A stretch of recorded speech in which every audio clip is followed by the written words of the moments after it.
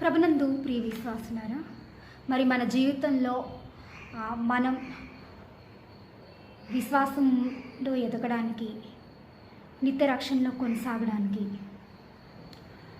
మన ఆత్మీయ ఎదుగుదలకు ఆటంకాలుగా అవరోధాలుగా ఉండేటువంటి అడ్డుబండలు, కొండలు లాంటి అవిధేయత, అపరిశుద్ధత, అవిశ్వాసం, మరి దురాత్మ శక్తులు, సాతాను లాంటి సమస్యల్ని తొలగిపోవాలని ప్రార్థన చేసుకుందాం. మా ప్రియ పరలోక తండ్రి, మహాపరిశుద్ధుడు, మహాగండం దేవ, నిర్మాణదన విశ్వాస జీవితాల్లో మరి మా రక్షణకు, మా ఆత్మీయ ఎదుగుదలకు, మరి మేము సాధించాల్సిన విజయాలకు ఆటంకాలుగా, అవరోధాలుగా ఉండేటువంటి అడ్డు బండల లాంటి సమస్యలను తొలగించమని, బలహీనతను తీసివేసి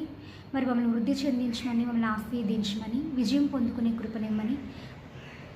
తద్వారా నీ నామాన్ని మహింపరచుకోమని దీనిలో మేము ప్రార్థిస్తూ ఉండగా, నమ్ముట నీవలెత్తే నమ్మనికి సమస్తము సాధ్యమైన విశ్వాసంలో